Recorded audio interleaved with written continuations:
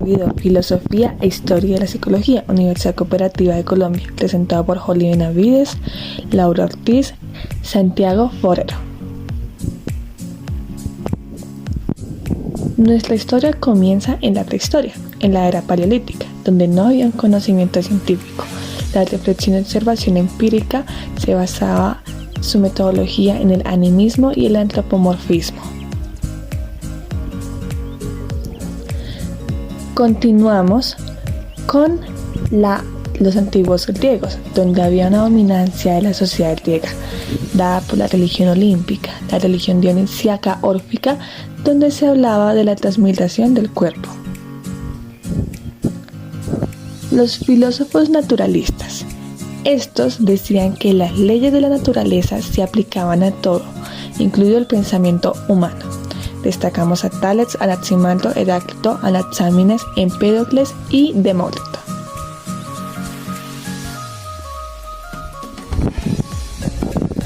Tales nos decía que el origen de todo estaba en el agua. Anaximander nos decía que todo es indefinido y perecedero. Por su parte, Heráclito nos hablaba de flujo y un cambio constante. Anaxámenes decía que el origen de todo estaba en el aire. Empédocles hablaba de la mezcla de los 4 elementos. Y Demócrito finalmente nos decía que el cuerpo y el alma estaban hechos por átomos.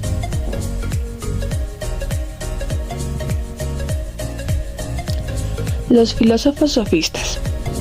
Los filósofos sofistas eran considerados sabios, ya que gracias a sus conocimientos podían educar a la gente por medio de la palabra. Entre ellos destacamos a Pitágoras. Pitágoras nos decía que el universo se resume en números. Hipócrates nos decía que por medio del estudio de las enfermedades físicas y mentales había un desequilibrio de fluidos. Platón, fundando la academia, estableció la analogía de lo invisible. Sócrates estableció la mayéutica, donde decía que el conocimiento está en el alma y debe ser estimulada. Aristóteles, por su parte, funda la psicología como una ciencia filosófica.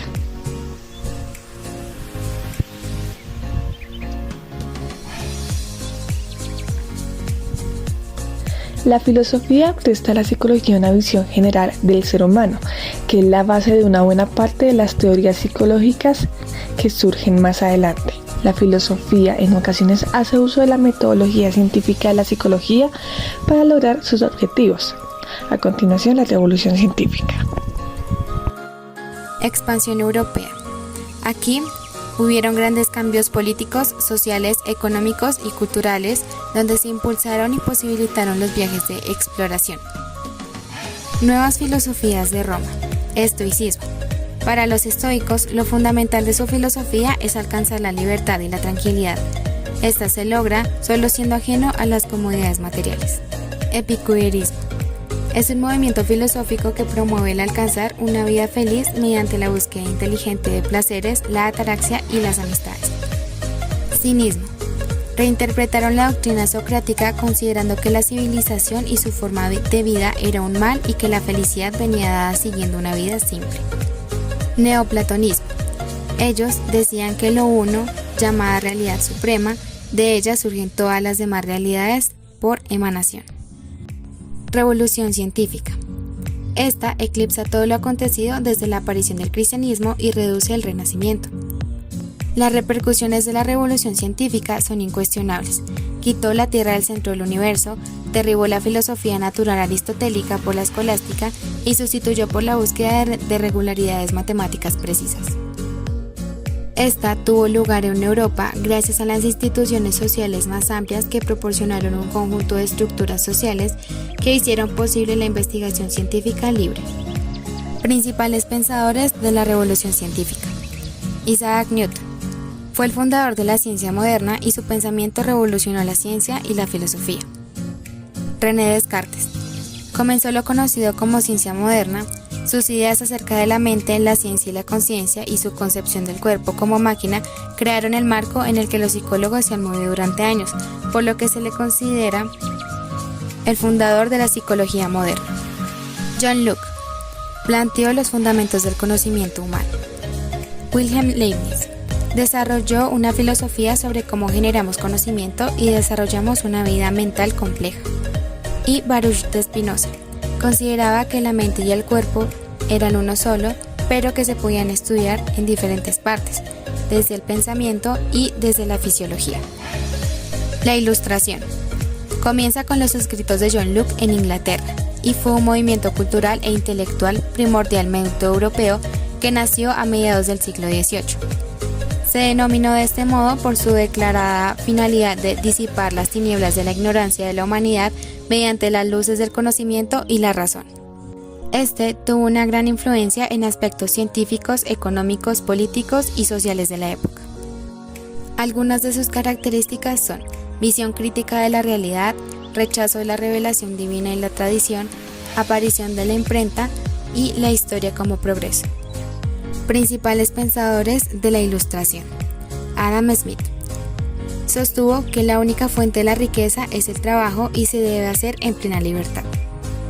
John Locke sostuvo que si el gobierno se extralimita en sus funciones, el pueblo tiene el poder de retirarlo de su cargo. David Hume fue uno de los máximos representantes del empirismo e insistió en la importancia de investigar el origen de las ideas que él entendía como copias o imágenes de las impresiones. Y Immanuel Kant sostuvo que el idealismo trascendental y el conocimiento humano solo pueden referirse a los fenómenos y no a los noúmenos. Revolución darwiniana.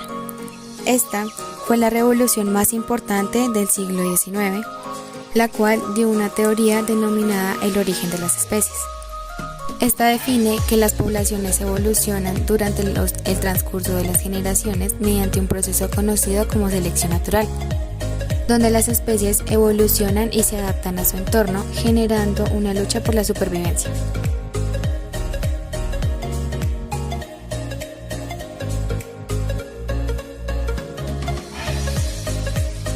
Escuela cognitiva.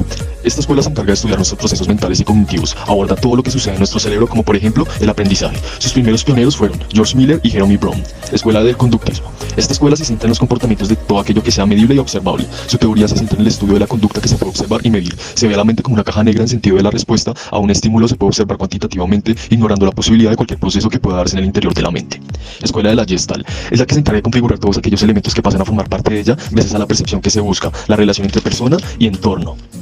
Enfoque sistemático. Esta escuela nace en Estados Unidos, reproduciendo una lógica de pensamiento humano a través del descubrimiento de otra manera de mirar la realidad y de comprender al ser humano como sistema y dentro de un sistema. Se estudia el comportamiento de las organizaciones humanas, partiendo desde el núcleo familiar y la comunicación que existe entre los vínculos.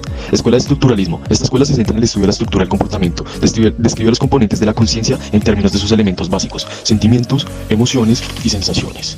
Escuela funcionalista. Este es un enfoque filosófico aplicado a la psicología que pretende estudiar la mente para comprender cómo las distintas propiedades y características facultan al individuo para desenvolvimiento en su medio.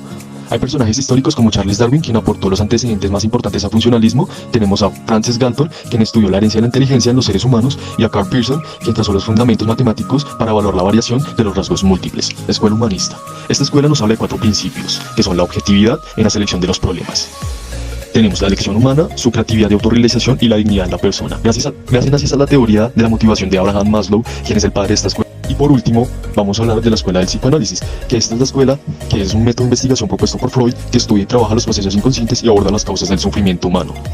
Y nos propone en ella 4 teorías, que son la hipótesis de la seducción, nos propone también el determinismo psíquico, nos propone por otra parte la estructura de la personalidad, que se trata de el ello, el yo, el superyo.